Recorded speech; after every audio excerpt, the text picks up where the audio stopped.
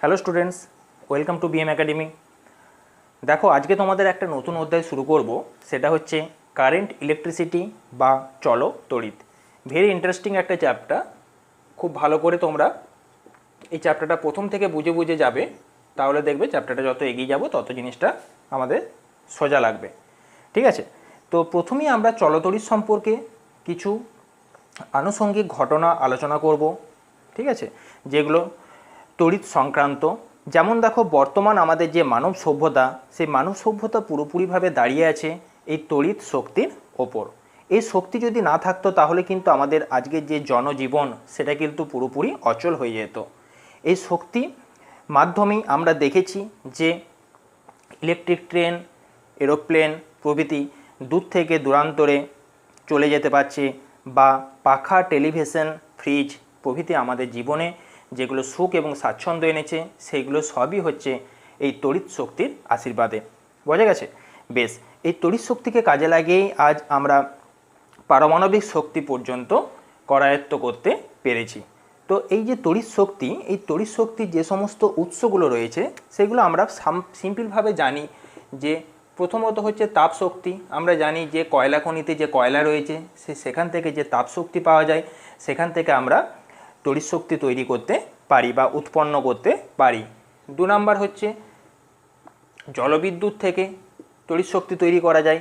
ঠিক তেমনিভাবে কোনো রাসায়নিক শক্তি থেকেও তড়িৎ শক্তি আমরা তৈরি করতে পারি, বা হচ্ছে পারমাণবিক শক্তি থেকেও তড়িৎ শক্তি তৈরি করা যায়।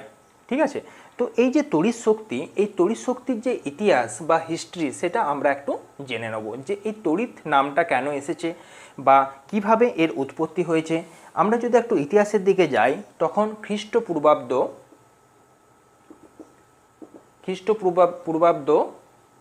600, অর্থাৎ 600 খ্রিস্টপূর্বাব্দে একজন গ্রিক দার্শনিক,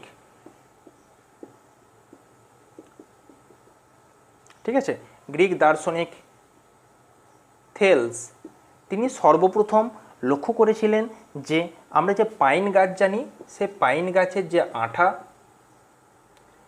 এই পাইন গাছের আঠাটাকে বলা হয় অ্যাম্বার। ক্লিয়ার? এই যে পাইন গাছের আঠা, তিনি দেখেছিলেন যে এই যে পাইন গাছের আঠাটা রয়েছে, এই পাইন গাছের আঠা অর্থাৎ অ্যাম্বার, এই অ্যাম্বারকে যদি আমরা পশম দিয়ে ঘষি, কি দিয়ে?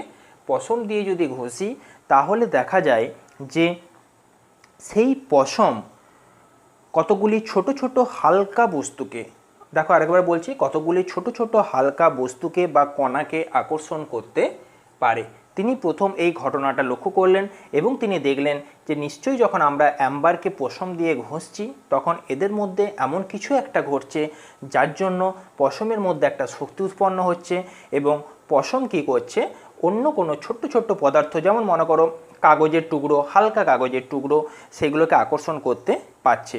পরবর্তীকালে এর অনেক পর 1600 খ্রিস্টাব্দ নাগাদ, ঠিক আছে, বিজ্ঞানীরা দেখলেন, এবং বিজ্ঞানী উইলিয়াম গিলবার্ট, বিজ্ঞানী হলেন উইলিয়াম গিলবার্ট। ঠিক আছে, তাহলে প্রথম প্রমাণ করেছিলেন বা দেখেছিলেন বিজ্ঞানী বা দার্শনিক থেলস। তারপরে উইলিয়াম গিলবার্ট তিনি দেখান যে এই অ্যাম্বার ছাড়াও, অর্থাৎ পাইন গাছের আঠা ছাড়াও আরও বেশ কিছু পদার্থ রয়েছে, যেমন এবোনাইট, রজন, কাঁচ, এই সমস্ত যে পদার্থগুলো রয়েছে, এই পদার্থগুলো একই ধরনের আচরণ করে। ক্লিয়ার? আচ্ছা, কিন্তু যেহেতু প্রথম এটা অ্যাম্বারের মধ্যে পাওয়া গিয়েছিল, আর এই অ্যাম্বারকে গ্রিক ভাষাতে, যেহেতু গ্রিক বিজ্ঞানী আবিষ্কার করেছিলেন আর গ্রিক দার্শনিক যেহেতু আবিষ্কার করেছিলেন, এবং গ্রিকের ভাষাতে এই অ্যাম্বারকে বলা হয় ইলেকট্রন। ইলেকট্রন বানানটা কিন্তু একটু অন্যরকম, ELEKTRON। দেখো, যে সমস্ত আমরা ইলেকট্রন, প্রোটন, নিউট্রন আমরা যেগুলো জানি, সেখানে আমরা যে ইলেকট্রনটা ব্যবহার করি, সেই ইলেকট্রন আর এই ইলেকট্রন কিন্তু এক না। সেখানে আমরা ব্যবহার করি C, এখানে হচ্ছে K। অর্থাৎ এই যে ইলেকট্রন, এই ইলেকট্রন আর কিছুই নয়, এই অ্যাম্বারের গ্রিক ভাষাতে যে নাম সেটাই হচ্ছে ইলেকট্রন। বোঝা গেছে? তখন এই এত 600 খ্রিস্টপূর্বাব্দে তখন কিন্তু এই ইলেকট্রন, প্রোটন কিছুই কিন্তু তখন আবিষ্কার হয়নি। ঠিক আছে, যখন তড়িৎ আবিষ্কার হয় তখন বা 1600 খ্রিস্টাব্দ, তখনও কিন্তু ইলেকট্রনের আবিষ্কার কিন্তু হয়নি। বেশ, তো যেহেতু এই প্রথম আকর্ষণ বলটা এই অ্যাম্বারের মধ্যে দেখা গিয়েছিল এবং গ্রিক ভাষাতে এর নাম হচ্ছে ইলেকট্রন, তাই এই যে শক্তিটা, যে শক্তির জন্য অ্যাম্বারকে যখন আমরা পশম দিয়ে ঘষছি সেটা অন্য কোনো হালকা বস্তুকে আকর্ষণ করতে পারছে, এই যে এর মধ্যে শক্তিটা তৈরি হচ্ছে, সেই জন্য এই শক্তিটাকে বলা হয় ইলেকট্রিসিটি বা তড়িৎ। এই ইলেকট্রন থেকে নাম এলো ইলেকট্রিসিটি বা তড়িৎ। তাহলে আমরা বুঝতে পারলাম যে এই তড়িতের ইতিহাস কী। তড়িতের ইতিহাস শুরু হচ্ছে পাইন গাছের আঠা দিয়ে, অর্থাৎ অ্যাম্বার, যার গ্রিক ভাষাতে নাম হচ্ছে ইলেকট্রন, এবং সেই ইলেকট্রন অর্থাৎ এর মধ্যে যে শক্তি, সেই শক্তি থেকে চলে আসছে আমাদের ইলেকট্রিসিটি বা তড়িৎ। এখন এই যে তড়িৎ, এই তড়িৎ তো আর সব পদার্থের মধ্য দিয়ে সঞ্চালিত হতে পারে না।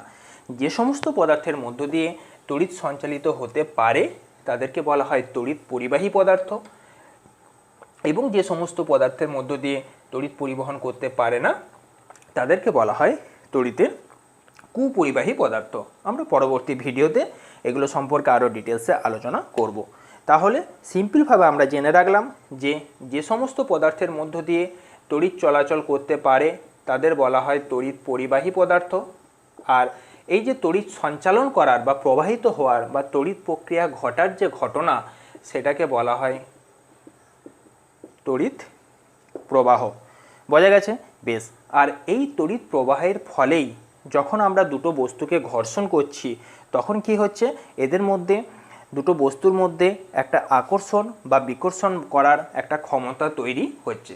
এই যে বস্তুগুলো অর্থাৎ ঘর্ষণ করার ফলে এই যে আমরা অ্যাম্বার দিয়ে রেশমকে বা পশমকে ঘষলাম, তার ফলে কি হলো, ওই যে পশমটা অন্য কোনো বস্তুকে আকর্ষণ করার যে ক্ষমতা লাভ করলো, ঠিক আছে, তো সেই জন্য ওই বস্তুটাকে বলা হয় তড়িৎগ্রস্ত বস্তু।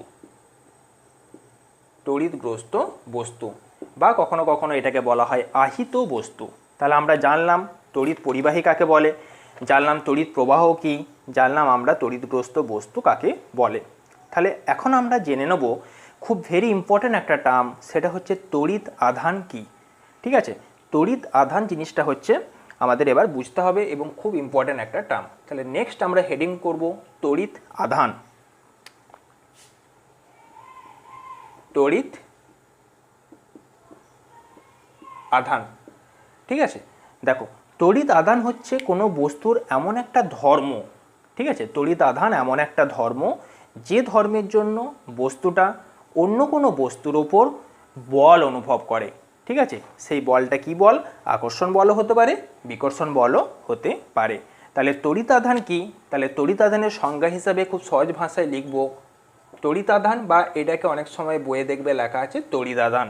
ঠিক আছে, তাহলে তড়িৎ আধান হলো বস্তুর এমন এক ধর্ম যার জন্য বা যে ধর্মের জন্য বস্তুটি অন্য কোনো বস্তুর ওপর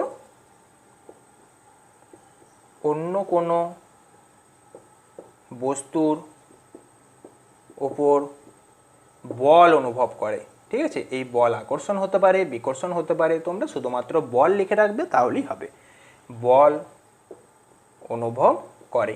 ক্লিয়ার? এখন এই যে তড়িৎ আধান, এই তড়িৎ আধান কিন্তু দুই প্রকার। একটা হচ্ছে ধনাত্মক তড়িৎ আধান, দু নাম্বারটা হচ্ছে ঋণাত্মক তড়িৎ আধান। ধনাত্মক বলতে আমরা বুঝি পজিটিভ, ঋণাত্মক বলতে আমরা বুঝি নেগেটিভ। ঠিক আছে, তাহলে আমরা ধনাত্মক তড়িৎ আধান কখন বলবো? দেখো, দুটো বস্তুকে মনে করো আমরা ঘর্ষণ করলাম দুটো বস্তুর মধ্যে, এবারে এই বস্তুর মধ্যেও প্রোটন প্লাস ইলেকট্রন আছে, আজকের দিনে দাঁড়িয়ে আমরা এটা বুঝতে পারছি, আবার এই বস্তুটার মধ্যেও প্রোটন প্লাস ইলেকট্রন আছে। যেহেতু দুটো বস্তু আলাদা, তাই এদের যে প্রোটন এবং ইলেকট্রনের মধ্যে আকর্ষণ বল, দুটো বস্তুর বল এক নয়। ধরে নিচ্ছি এটা হচ্ছে এ বস্তু, এটা হচ্ছে বি বস্তু। এখন এই এ বস্তুতে আমরা যদি ধরে নিই যে প্রোটন এবং ইলেকট্রনের যে আকর্ষণ বল সেটা কম, তুলনামূলকভাবে বি বস্তুতে প্রোটন এবং ইলেকট্রনের আকর্ষণ বল হচ্ছে বেশি, তাহলে কি হবে, এখানকার যে ইলেকট্রন যখন আমরা দুটোকে ঘষতে থাকবো বা ঘর্ষণ করব, তখন যেহেতু এতে ইলেকট্রন এবং প্রোটনের আকর্ষণ বল কম, তাই সহজেই এখান থেকে ইলেকট্রন কোথায় চলে যাবে, বিতে চলে যাবে। ক্লিয়ার? বোঝা গেছে নিশ্চয়ই? বেশ, তাহলে এই যে এ বস্তুটা হলো, এখানে প্রোটন সংখ্যা দেখো একই থাকছে, কিন্তু যেহেতু কিছু ইলেকট্রন বিতে চলে যাচ্ছে, তাই এটা ইলেকট্রন কমে যাবে। আর আমরা জানি যখনই কোনো বস্তুতে ইলেকট্রন কমে যায় সেটা ধনাত্মক আধান বিশিষ্ট হয়। ক্লিয়ার? বেশ, এবারে আমরা চলে আসছি বি এর দিকে, অর্থাৎ ঋণাত্মকের ক্ষেত্রে। দেখো এই যে বি বস্তুটা, এর মধ্যে প্রোটন এবং ইলেকট্রনের আকর্ষণ বল বেশি ছিল এবং এ থেকে কিছু ইলেকট্রন বিতে চলে এসেছে, তাহলে বিতে প্রোটনের সংখ্যাটা আগে যা ছিল তাই আছে, কিন্তু ইলেকট্রনের সংখ্যাটা বেড়ে গেছে। সেই জন্য বিটাকে আমরা বলবো ঋণাত্মক তড়িৎগ্রস্ত বা ঋণাত্মক আধান। ক্লিয়ার? তাহলে ধনাত্মক আধান বলতে আমরা কি বুঝবো, সংজ্ঞাটা আমরা কি লিখব, যে দুটি বস্তুর ঘর্ষণের ফলে একটি বস্তু থেকে অপর বস্তুতে ইলেকট্রন স্থানান্তরিত হয় এবং যে বস্তু ইলেকট্রন হারায় তাকে বলা হয় ধনাত্মক তড়িৎগ্রস্ত বা ধনাত্মক আধানগ্রস্ত, আর যে বস্তু ইলেকট্রন গ্রহণ করে তাকে আমরা বলবো ঋণাত্মক আধানগ্রস্ত। হয়েছে? তাহলে আমরা এখানে লিখে নিই, দুটি বস্তুর মধ্যে কিসের ফলে, ঘর্ষণের ফলে একটি বস্তু থেকে অপরটিতে ইলেকট্রন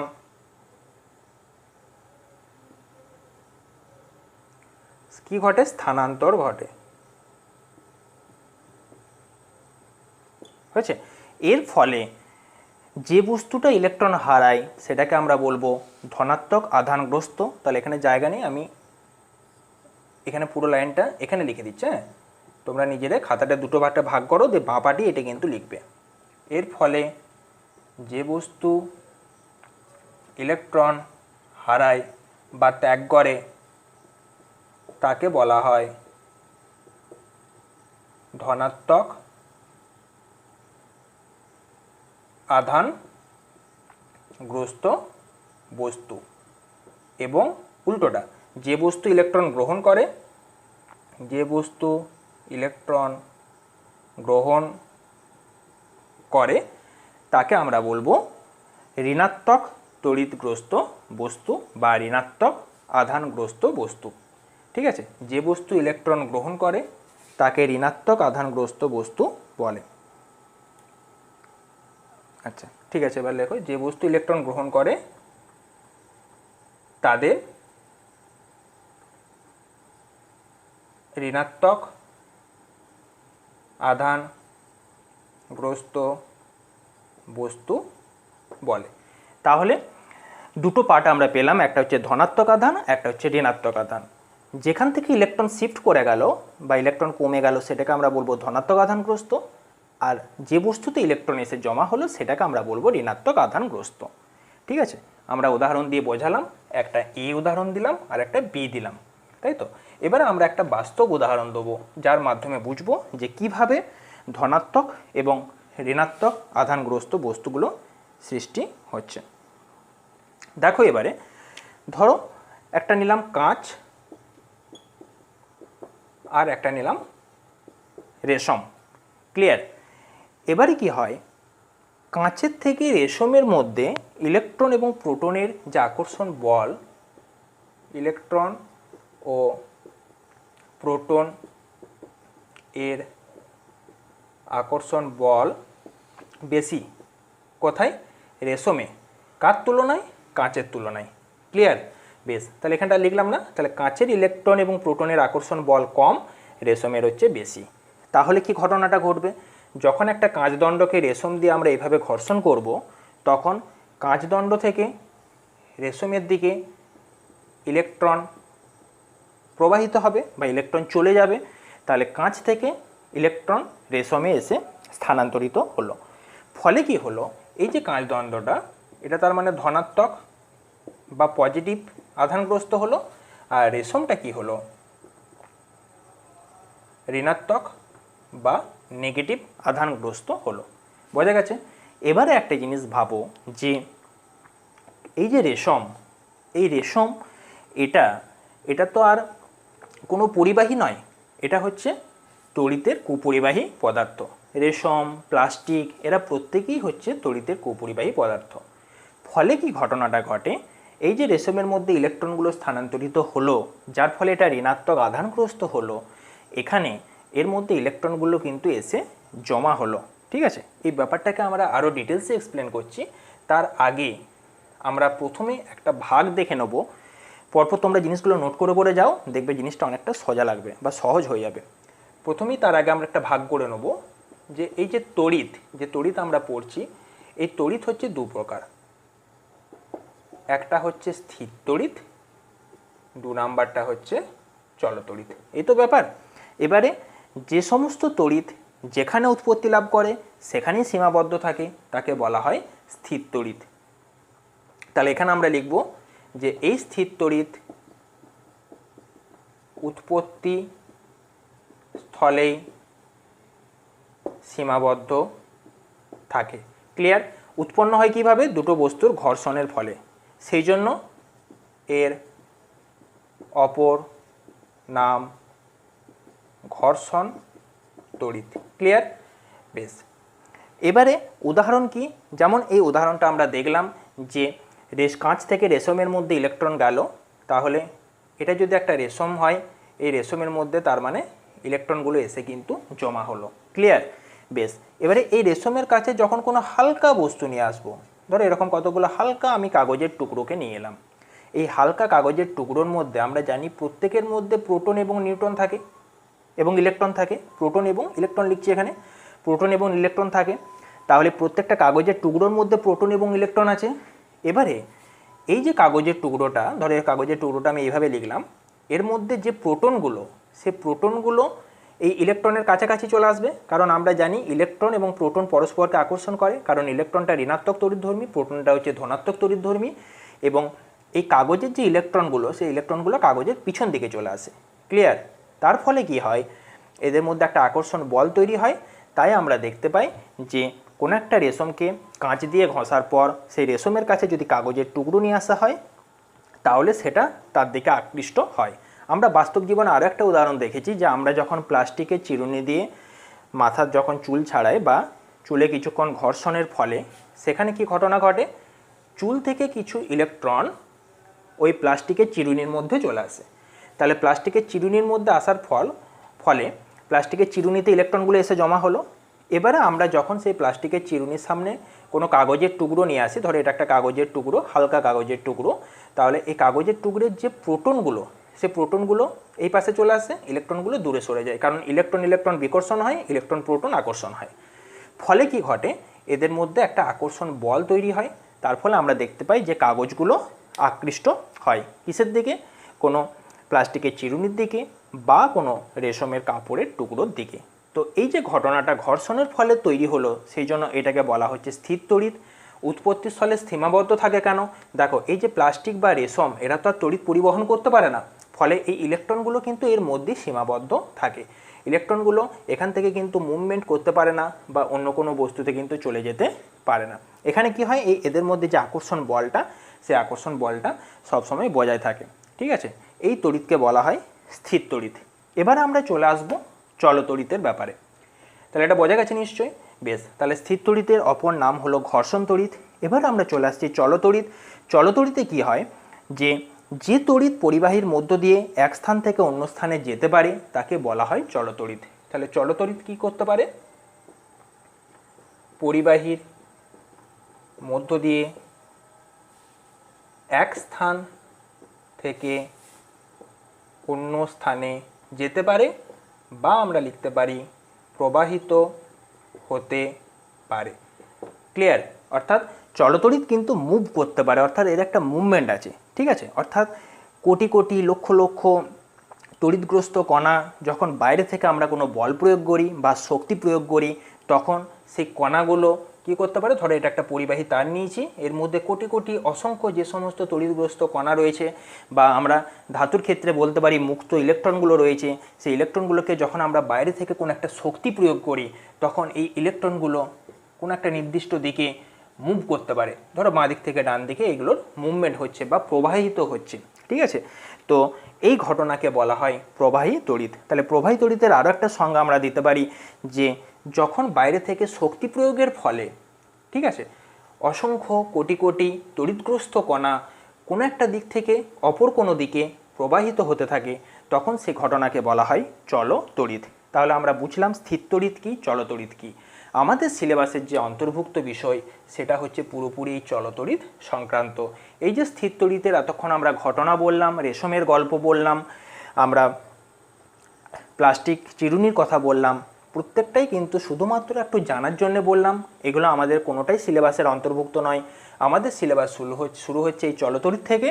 আর একটু আগে আমি যে বললাম যে আধান কাকে বলে, ওই ডেফিনেশনগুলো আমাদের একটু খেয়াল রাখতে হবে, কারণ আধান জিনিসটা শুধুমাত্র তো স্থির তড়িতের ক্ষেত্রে প্রযোজ্য নয়, চলতড়িতের ক্ষেত্রেও প্রযোজ্য। তাই আমরা শুধুমাত্র আধান কাকে বলে জেনে রাখবো। এখনও অবধি যেটা পড়ালাম যে আধান হচ্ছে বস্তুর এমন একটা ধর্ম যার জন্য বস্তুটা অন্য কোনো বস্তুর ওপর বল অনুভব করে। সেই বলটা মেবি আকর্ষণ বল অর বিকর্ষণ বল, ঠিক আছে, দুটোর মধ্যে যা হোক একটা হতে পারে। তো আজকের যে ক্লাসটা সেটা পুরোপুরি বেসিক ইন্ট্রোডাকশানের ওপর হলো, যে তড়িৎ কী, তড়িতের উৎপত্তি কথা থেকে কিভাবে ধনাত্মক এবং ঋণাত্মক আধানগ্রস্ত বস্তু হয় এবং চলতড়িৎ জিনিসটা কী। তো নেক্সট পার্টে আমরা কি পড়ব? আমরা নেক্সট পার্টে যেটা পড়ব সেটা হচ্ছে তড়িৎ প্রবাহ মাত্রা সম্পর্কে। চলতড়িতে আমাদের মনে রাখতে হবে যে কতগুলো নির্দিষ্ট জিনিস খেয়াল রাখতে হবে, অর্থাৎ বেশ কিছু এখানে প্যারামিটার আছে, সেগুলো আমাদের প্রত্যেকটাকে একটা একটা করে পড়ে যেতে হবে। এবং প্রত্যেকটা টার্ম হচ্ছে আমাদের কাছে নতুন, যে টার্মগুলো আগে আমরা জানিনি, ঠিক আছে, সেই টার্মগুলো সম্পর্কে আমরা জানব। তো প্রথমেই আমাদের যেটা জানতে হবে সেটা হচ্ছে তড়িৎ প্রবাহ মাত্রা। 2 নাম্বার হচ্ছে আধান। আধান সম্পর্কে আমরা হালকা ইন্ট্রোডাকশন দিলাম, পরের ভিডিওতে আরও ডিটেলসে পড়ব। আধান সংক্রান্ত যে সূত্র রয়েছে সেই সূত্রকে বলা হয় কুলম্বের সূত্র। তাহলে এই পার্টটা ভেরি মোস্ট ইম্পর্টেন্ট। তারপরেই আমরা চলে আসবো বিভব ও বিভব পার্থক্য, এটা হচ্ছে নেক্সট পার্ট। তারপরে আমাদের জানতে হবে বিভব এবং বিভব পার্থক্য সম্পর্ক। বিভব পার্থক্য সম্পর্কিত যে সূত্র, সেই সূত্রটাকে বলা হয় ওহমের সূত্র। আমরা জানবো কুলম্বের সূত্র, আমরা জানবো ওহমের সূত্র, এবং এর সাথেই যুক্ত একটা নতুন টার্ম, ভেরি ইম্পর্টেন্ট টার্ম, তড়িৎচালক বল। যে শক্তি বা যে বলের জন্য তড়িৎ প্রবাহ মাত্রা ঘটে বা তড়িৎ প্রবাহ ঘটে, সেই তড়িৎচালক বল সম্পর্কে আমরা টোটাল ডিসকাশন করব। এবং আমরা জানব রোধ সংক্রান্ত, রোধ বিষয়ে জানব। এতগুলো টার্ম আমরা জানার পর এখানে মেন যে টার্মগুলো সেটা দেখো, তড়িৎ প্রবাহ মাত্রা, আধান, বিভব, তড়িৎচালক বল, রোধ, ঠিক আছে। আর এই দুটো সূত্র এই আধান এবং বিভব সংক্রান্ত। তো এই প্রত্যেকটা টার্ম যখন আমরা খুব ভালোভাবে জানবো, এদের একক জানবো এবং এদের ডেফিনেশন জানবো, তখন আমরা চলতড়িতের যে পরের পার্টগুলো সব কিছুগুলোই এদের সাহায্যের মাধ্যমে আমাদের পরের পার্টগুলো দিকে এগিয়ে যাব। তো আজকের ভিডিওটা এতটাই। তোমরা জিনিসটা নোট করে নাও, যে পড়াগুলো করলাম সেটা তোমরা একবার বাড়িতে রিভাইজ করে নেবে। পরের ক্লাসে বা পরের ভিডিওতে আমরা তড়িৎ প্রবাহ মাত্রা, আধান এবং কুলম্বের সূত্র, এই তিনটে সম্পর্কে ডিসকাস করব। ওকে, থ্যাংক ইউ।